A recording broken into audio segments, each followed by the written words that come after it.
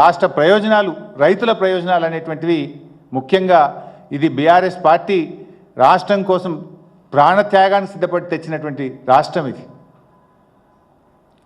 ఇవాళ రేవంత్ రెడ్డి మాటలు, చేష్టలు, చర్యలు చూస్తూ ఉంటే ప్రతిపక్షాలను అణిచివేయడం మీద ఉన్న శ్రద్ధ పగుళ్ళు పెట్టిన పంట పొలాలకు నీళ్ళు ఇవ్వడం మీద నీకు లేదు.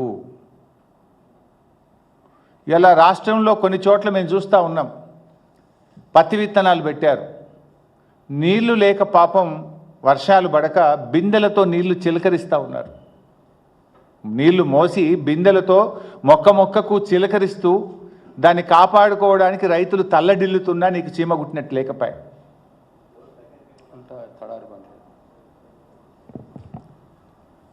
ఇవాళ తెలంగాణ రైతుల ప్రయోజనాలు కాపాడడానికి, వాస్తవాలు చెప్పడానికి నేను ఈరోజు మళ్ళీ మాట్లాడుతూ ఉన్నాను. నిన్న ముఖ్యమంత్రి గారు పచ్చి అబద్ధాలు మాట్లాడిండు. లాస్ట్ టైం కూడా నేను ఆయన అబద్ధాలు ఎట్లా మాట్లాడిండో ఒక్కటొక్కటిగా స్క్రీన్ మీద పెట్టి చూపించాను. నిన్న మళ్ళీ అవే పచ్చి అబద్ధాలు మాట్లాడిండు. నంబర్ 1, మేడిగడ్డ మీద తప్పుడు ప్రచారం.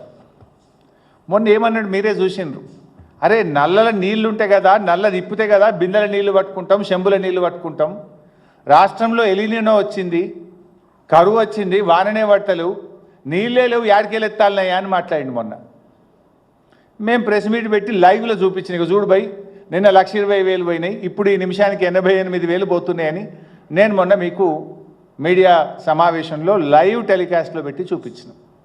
కేటీఆర్ గారు అక్కడికి వెళ్ళి స్పష్టంగా అక్కడ నిలబడి గలగలబారుతున్న గోదావరి జలాలను కేటీఆర్ గారు మీడియా సమక్షంలో కన్నేపల్లి పంప్ హౌస్ దగ్గర ఆ రోజు చూపించడం జరిగింది. దాంతో నాలుక గరుచుకొని నిన్న మళ్ళీ కొత్త రాగం అందుకున్నాడు. నిన్నేమంటాడు, లేలే నీళ్ళు ఉన్నాయి కానీ ఎన్డీఎస్ఏ చెప్పదాకా ఎత్తాము అని కొత్త కథ పెడతాడు. ఇంకో మాట ఏమంటాడు ముఖ్యమంత్రి గారు అంటే, నిన్న మీరు చూసింటారు,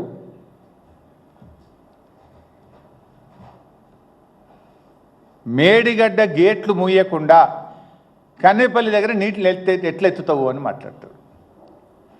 నాకు జాలి కలుగుతుంది నేను చూస్తుంటే. ముఖ్యమంత్రిగా నువ్వు 31 నెలలు పూర్తి చేసుకున్నా కన్నేపల్లి పంప్ హౌస్ నుంచి మేడిగడ్డ బ్యారేజ్ గేట్లు మూయకుండా నీళ్లు ఎలా ఎత్తాలో కూడా అవగాహన నువ్వు పెంచుకోవడం మీద నిన్ను చూస్తే నాకు జాలేస్తూ ఉంది.